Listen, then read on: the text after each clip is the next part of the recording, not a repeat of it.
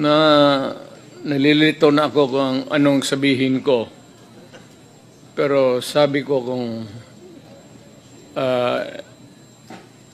if I'm lying or if my statements are falsely stated, or if there is an iota of magbigti ako.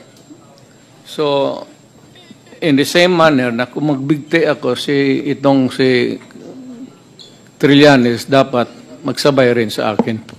Ko nung plunder case na final ko kay Duterte noong 2016 at ito po ay inimbestigahan ng Ombudsman at ang Deputy Ombudsman Arthur Carandang nanggal ni Duterte si Deputy Ombudsman. Now, aside from that, so pwede natin, suggested by Chairman Paduano, na yung AMLAC mismo,